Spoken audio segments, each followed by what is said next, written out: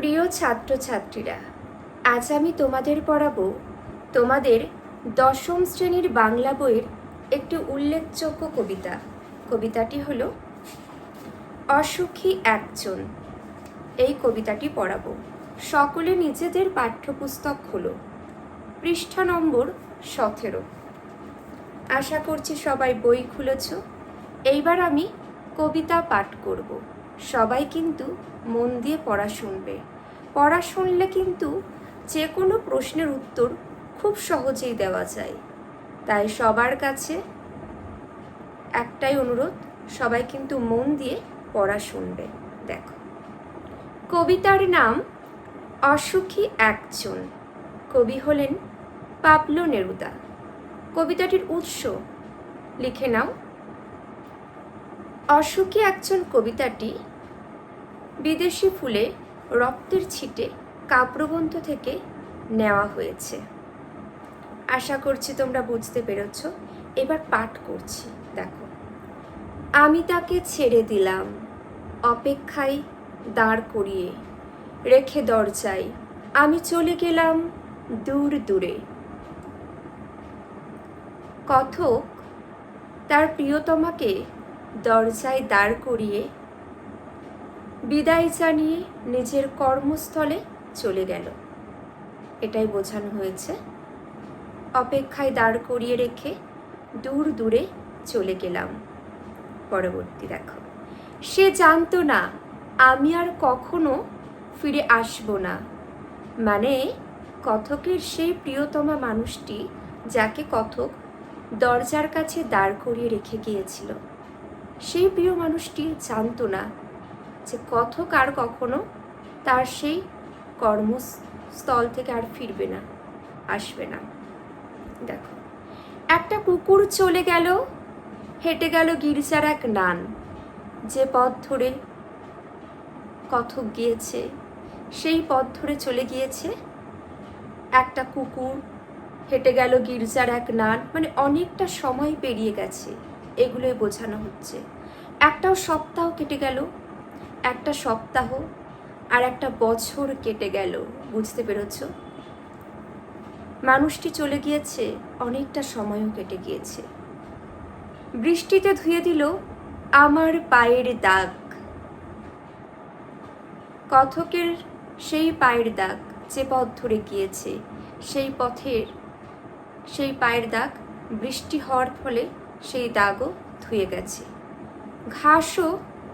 ঘাস জন্মালো রাস্তায়, ঘাসও জন্মে গেছে। মানে বুঝতে পারছো তোমরা, অনেক অনেক বছর কেটে গিয়েছে।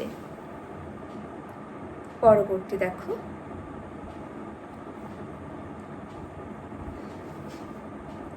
আর একটার পর একটা পাথরের মতো, পরপর পাথরের মতো বছরগুলো নেমে এলো তার মাথার উপর। প্রিয় মানুষটির মাথার উপর যেন একটার পর একটা বছর নেমে এলো। প্রিয় মানুষটি কিন্তু বিরহ ব্যথায় কষ্ট পাচ্ছে। এগুলোই কিন্তু বোঝানো হয়েছে। এই যে এতটা সময় চলে যাচ্ছে, বছরগুলো পাথরের মতন মনে হচ্ছে। দেখো, তারপর যুদ্ধ এলো রক্তের এক আগ্নেয় পাহাড়ের মতো। তারপর যুদ্ধ এলো রক্তের এক আগ্নেয় পাহাড়ের মতো যুদ্ধ। মানে এত মানুষ নিহত, খুন হয়েছে যে রক্তাক্ত হয়ে গিয়েছে চারিদিকে। তাই বলা হয়েছে রক্তের এক আগ্নেয় পাহাড়ের মতো। দেখো, শিশু আর বাড়িরা খুন হলো। এখানে বাড়ি অর্থ বৃদ্ধ। যখন কোথাও যুদ্ধ হয় বা কিছু হয়, প্রাথমিকভাবে এফেক্ট পড়ে কিন্তু বাচ্চাদের উপর আর বৃদ্ধদের উপরে, তাই না? তাই বলা হয়েছে শিশু আর বাড়িরা খুন হলো। সেই মেয়েটির মৃত্যু হলো না, কথকের প্রিয় মানুষটির কিন্তু মৃত্যু হলো না। যুদ্ধ হয়ে গেল, কত মানুষ খুন হয়ে গেল, শিশু আর বৃদ্ধদের কত মৃতদেহ, কিন্তু সেই প্রিয় মানুষটার মৃত্যু হলো না। দেখো, সমস্ত সমতলে ধরে গেল আগুন।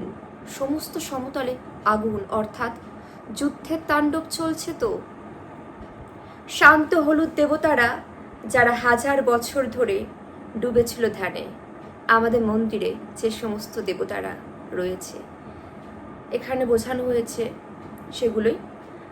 শান্ত হলুদ দেবতারা যারা হাজার বছর ধরে ডুবেছিল ধ্যানে, উল্টে পড়ল মন্দির থেকে টুকরো টুকরো হয়ে, তারা আর স্বপ্ন দেখতে পারল না। সেই দেবতাদের মূর্তিগুলো টুকরো টুকরো হয়ে পড়ে গিয়েছে, তারা আর স্বপ্ন দেখতে পারল না।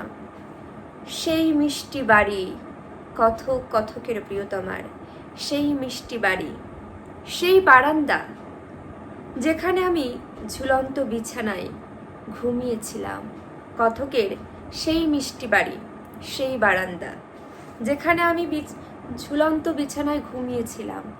গোলাপি গাছ, ছড়ানো করতলের মতো পাতা, চিমনি, প্রাচীন জল তরঙ্গ সব চূর্ণ হয়ে গেল, জ্বলে গেল আগুন, আগুনে জ্বলে গেল। বুঝতেই পারছ, যুদ্ধের তাণ্ডবে কিছু আর নেই। মানুষের শখ, মানুষের ভালোবাসা, মানুষের বিলাসিতা সমস্ত কিছুই তছনছ হয়ে গিয়েছে। যেখানে ছিল শহর, যেখানে শহর ছিল সেখানে ছড়িয়ে রইল কাঠ কয়লা। যেখানে শহর ছিল এতটাই ক্ষয়ক্ষতি হয়েছে, ধ্বংস হয়ে গিয়েছে, সেখানে শুধু পড়ে রইল কি কাঠ কয়লা, দোমড়ানো লোহা, মৃত পাথরের মূর্তির বিভৎস মাথা। দোমড়ানো লোহা, মৃত পাথরের মূর্তির বিভৎস মাথা, রক্তের একটা কালো দাগ, আর সেই মেয়েটি আমার অপেক্ষায়।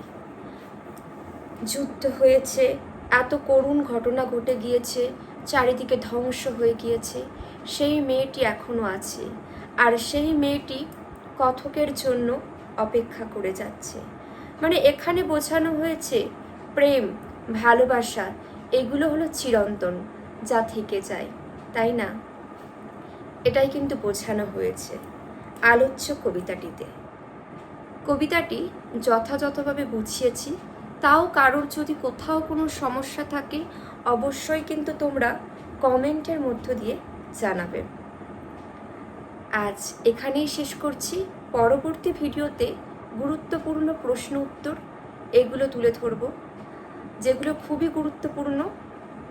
তোমরা একবার যদি অন্তত শোনো, তোমাদের কিন্তু অনেকটা আয়ত্ত হয়ে যাবে। চলো, টাটা। সবাই খুব ভালো থেকো আর মন দিয়ে পড়াশোনা করতে থাকো।